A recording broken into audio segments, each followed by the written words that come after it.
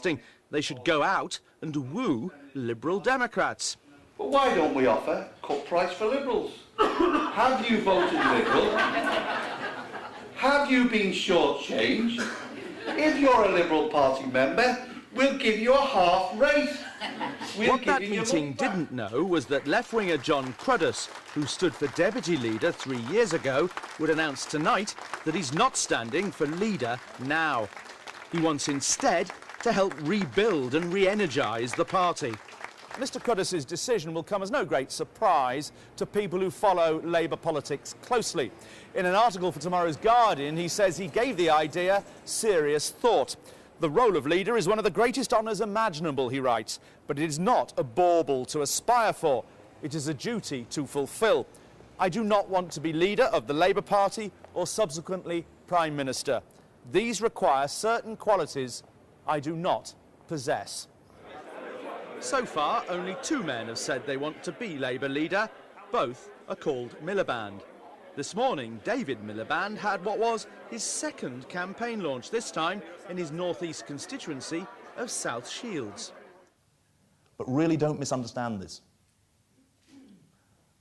We lost badly.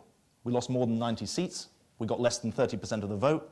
In the 3 southern regions of England outside London, there are 12 Labour MPs out of 212 MPs. We lost 18% of the vote among semi-skilled workers. Many lifelong trade unionists were wondering, what's the Labour Party got to offer me? It wasn't an especially inspirational speech, and he has an unfortunate habit of talking down to people, Blue Peter style. His brother Ed Miliband was slightly more visionary and more left-wing at the Fabians on Saturday, but he came rather unstuck when asked about gender equality. Rosamond, you asked very good questions about sort of, how we get to greater fairness, and I think I sort of should say right at the outset of this that we are planning for a general election in some time. So what I'm not going to do is give you a sort of 105 policies now, and I actually think that the process of this debate has to be one where we debate together and we come up with ideas together, and I'll be putting my own ideas forward during the course of this campaign. Against ceding the Florida and Louisiana. The only case I've found in recent Western politics of brothers standing against each other is Nelson and Winthrop Rockefeller, governors of New York and Arkansas respectively, who fought each other for the Republican presidential nomination in 1968. Both lost to Richard Nixon. Absolutely unshakable. An English sibling rivalry dating back more than 500 years saw George, Duke of Clarence, imprisoned in the Tower by his brother Edward IV. He was executed there, drowned, so Shakespeare says, in a butt of Malmsey wine. And does David Miliband now have the bottle, some will no doubt ask, having declined 4 times to challenge Gordon Brown?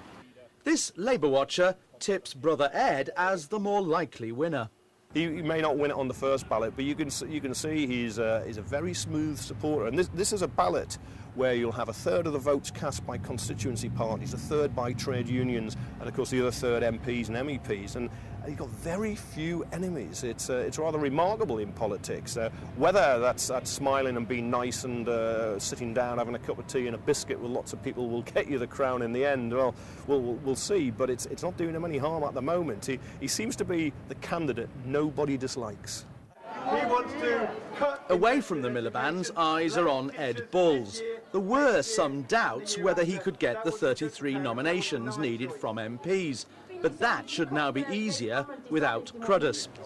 Other contenders could be the former Health Secretary Andy Burnham and left-winger John McDonnell, who says he'll run if he can get enough MPs. At tonight's meeting, Ken Livingstone, who once briefly employed David Miliband, was going for Balls. I've got on well with all, I've known them all for years. My own personal preference is I've seen Ed Balls be a lot tougher in driving through change. I haven't really had so much in the way of dealings with Ed Miliband as a minister, but I got more out of Ed Balls than I was able to get out of David Miliband. And I think the ability to control the machine of government is really crucial. And you think Balls has got that? He may have trouble getting enough nominations, though. Well, I mean, if he didn't, then I mean, basically people like myself would support Ed over David Miliband, because Ed is making, I think, distinctly more progressive noises, and we have to come to terms with the fact we did fail.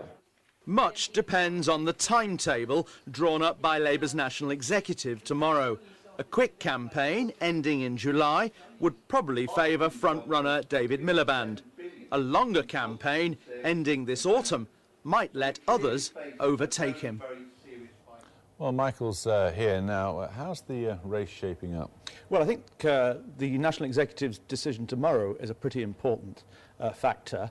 There are those who have been arguing that Labour should have a long campaign like the Conservatives did in 2005, perhaps lasting as long as 6 months, in order that the party can have a proper debate on its future, which it's perceived that the Conservatives did rather well out of that. Some saying, on the other hand, it should be a short campaign because Labour needs to get a new leader as soon as it can in order to oppose the coalition effectively. I suspect they'll probably end up halfway between the two, and partly for reasons of economy, end up with an election resulting in a new leader at the Labour Party conference at the end of September, simply because they've got to run elections for the National Executive Committee and the National Policy Forum, and having a leadership election side by side would be a lot cheaper. In terms of contenders, it's looking like we could have only maybe 3, 4 or 5 contenders at most. And some people feel the field is a little limited, really limited to men in their early 40s who've spent most of their lives as political advisors. There's a sense of disquiet that there aren't any women contenders now that Harriet Harman and Yvette Cooper have ruled themselves out. And there isn't a huge amount of political variety either, at least not so far, amongst the people who are either running or likely to run. And Alistair Darling announced today he's going back to the backbenches. That's right.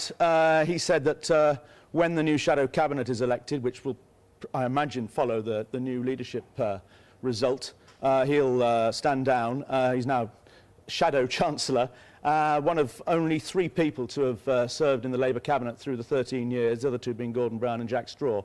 And of course his reputation towards the end was quite high, so that will be a loss, I think, to the new Labour leader, whoever he is. And very briefly, John Bercow being re-elected tomorrow, is he? Well, it looks like it. There is a story on Ian Dale's blog tonight that he might be challenged by Sir Ming Campbell, the former Lib Dem leader. Sir Ming's press secretary says she knows nothing about it. I think that in the current climate, John Bercow is likely to be re-elected, although there are quite a few Conservatives who are unhappy with him. But I think in the climate of coalition, and there's not much sign of an organised campaign against him, so I think he will be re-elected. Thanks, Michael. Well, we'll be speaking to the former Foreign Secretary David Miliband just in a moment, but first, the prospect of another election.